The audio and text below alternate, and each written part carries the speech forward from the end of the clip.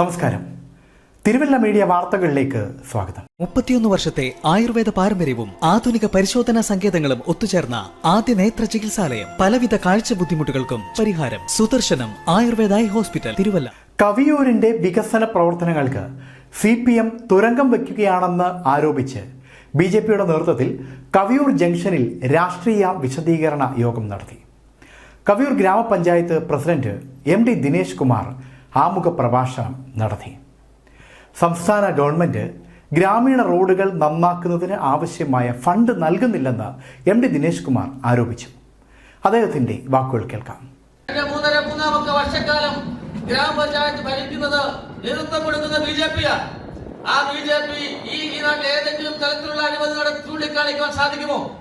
കഴിഞ്ഞ ദിവസം നമ്മുടെ CKP ഹാൾ പണിതുമായി ബന്ധപ്പെട്ട് ഒരു CPM-കാരൻ വിവരാവകാശം കൊടുത്തിട്ട് ഇന്നലെ അവിടെ പറഞ്ഞുകൊണ്ട് മുഴുവൻ അഴിമതിയാണെന്ന് പറയുന്നു.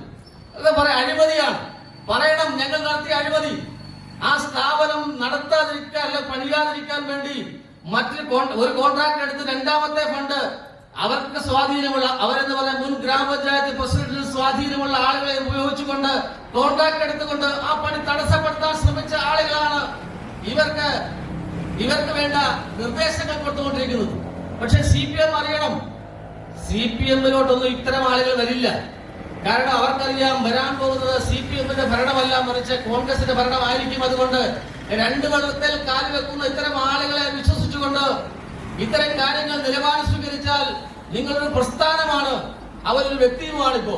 അപ്പൊ ഒരു പ്രസ്ഥാനത്തിനാണ് കൊണ്ടമുണ്ടാകുന്നതിനൊരു ധാരണ ഇവിടെ CPM-ന് നേതൃത്വം കൊടുക്കുന്ന ചില ആളുകൾക്കുണ്ടാവണം. ഇത്തരം ആളുടെ അടുക്കളയിൽ കയറി സംസാരിക്കുന്ന ആളുകൾക്കുണ്ടാവണം. അല്ലെങ്കിൽ നഷ്ടം CPM-നായിരിക്കും. കാരണം CPM ഒരു പ്രസ്ഥാനമാണ് എന്ന തരത്തിലേക്ക് ചിന്തിക്കണം എന്നുകൂടെ സൂചിപ്പിക്കാൻ ഞാൻ ആഗ്രഹിക്കുകയാണ്. അതോടൊപ്പം തന്നെ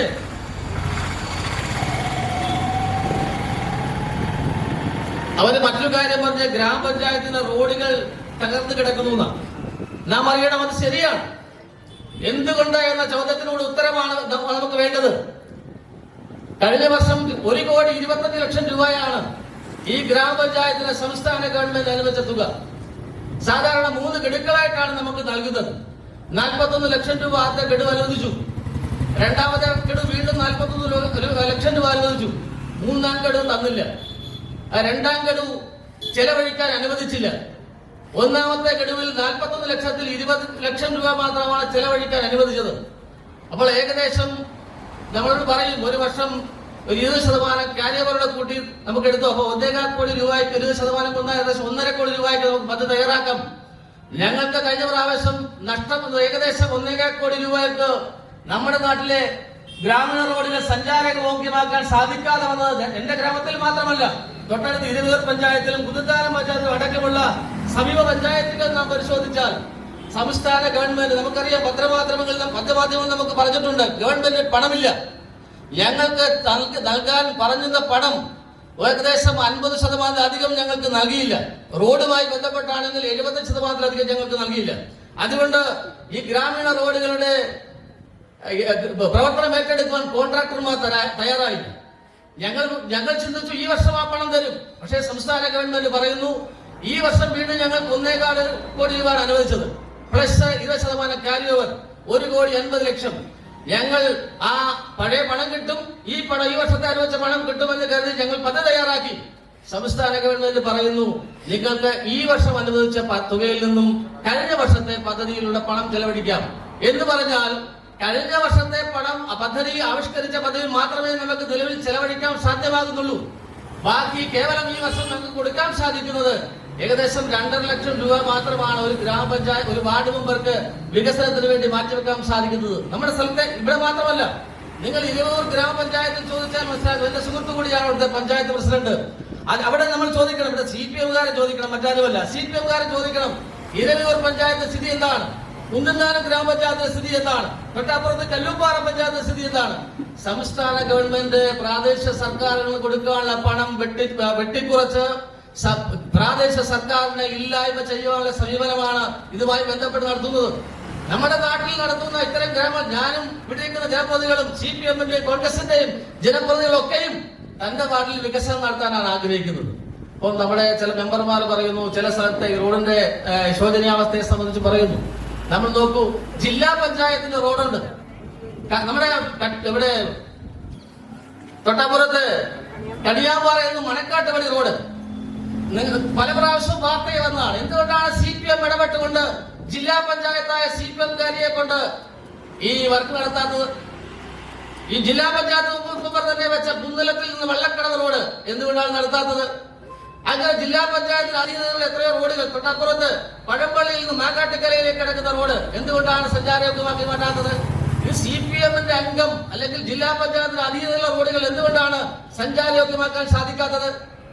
അപ്പോ അവർക്കും അറിയാം, എല്ലാവർക്കും അറിയാം, പണത്തെ സംബന്ധിച്ചിടത്തോളം കൃത്യമായ പണം സംസ്ഥാന ഗവൺമെന്റ് ജില്ലാ പഞ്ചായത്തിന് കൊടുക്കുന്നില്ല, ബ്ലോക്ക് പഞ്ചായത്തിന് കൊടുക്കുന്നില്ല, ഗ്രാമപഞ്ചായത്തിന് കൊടുക്കുന്നില്ല. ഇതൊക്കെ മറച്ചു വെച്ചുകൊണ്ട് ഇവിടെ വന്നിട്ട് പാവപ്പെട്ടവന്റെ മുമ്പിൽ വന്ന് ഇവിടെ റോഡുകൾ സഞ്ചാരയോഗ്യമാക്കാത്തത് ഗ്രാമപഞ്ചായത്തിന്റെ പിടിപ്പുകേടാണെന്ന് പറയുമ്പോ മറുപടി പറയണ്ടേ? ഇതാ നമ്മളിപ്പോ പറഞ്ഞു തൊട്ട് മേളിൽ ഇവിടുത്തെ മേലെ കോളനി പ്രദേശം മധ്യമല പ്രദേശത്തെ റോഡുകൾ നിങ്ങൾ കണ്ട് YMC മുന്നോട്ട് എടുക്കുന്നത് എന്തുകൊണ്ടാണ്? നമ്മളെ ജനപദയെ സംബന്ധിച്ചിടത്തോളം നമ്മൾ ആദ്യം ചിന്തിക്കേണ്ടത്, വെക്കേണ്ടത് ഏറ്റവും കൂടുതൽ വാഹന ഗതാഗതം വരുന്ന റോഡുകൾ ആദ്യം ചെയ്യുക എന്നുള്ളതാണ്. അത് ചെയ്യേണ്ടത് ആ ജനപ്രതിയാണ്. അതാത് വാർഡിലെ ജനപ്രതികൾക്കാണ് ആ തോന്നലുണ്ടാവേണ്ടത്. എന്റെ വാർഡിൽ ഏറ്റവും കൂടുതൽ മോശമായി കിടക്കുന്ന റോഡുകൾ ആദ്യം വെക്കണം എന്ന് ചിന്തിക്കാത്തത് ഭാരതീയ ജനതാ പാർട്ടി കുഴപ്പം കൊണ്ടല്ല. നിങ്ങൾക്ക് എന്റെ വാർഡിലോട്ട് വരാം. അപ്പൊ അത്തരത്തിൽ ഏറ്റവും മോശമായി കിടക്കുന്ന റോഡുകൾ അങ്ങനെ ചെയ്യാതിരുന്നത് ഞങ്ങൾക്കൊണ്ട് BJP ഭരണം കൊണ്ടത്തെ പ്രശ്നം കൊണ്ടല്ല. അപ്പൊ അത്തരത്തിൽ സംസ്ഥാന ഗവൺമെന്റിന്റെ പിടിപ്പുകേട്. അതുകൊണ്ടാണ് ഞങ്ങൾ പറഞ്ഞത് ഗവൺമെന്റ് പണം തരണം. ഇപ്പോഴും നമുക്ക് ഒരു അലോട്ട്മെന്റ് മാത്രമേ വന്നിട്ടുള്ളൂ. 1,50,00,000 രൂപയുടെ പദ്ധതി ഞങ്ങൾ ഇപ്പോൾ തയ്യാറാക്കുമ്പോ 41 ലക്ഷം രൂപയാണ് നിലവിൽ ഞങ്ങൾക്ക് വന്നിട്ടുള്ളത്. ബാക്കിയുള്ള പണം എവിടെ നിന്ന് നമുക്ക് കൊടുക്കണ്ടേ? അപ്പോ അത്തരത്തിൽ ഒരു എല്ലാ കേരളത്തിലെ മുഴുവൻ ഗ്രാമപഞ്ചായത്തിലും ഇത്തരത്തിൽ അവസ്ഥയിലേക്കാണ് മാറുന്നത്. മറ്റൊന്ന്, അവർ പറയുന്നു നമ്മുടെ പഞ്ചായത്തിലെ വികസന മുരടിപ്പിനെതിരെയുള്ള സമരം കൂടായിരുന്നു.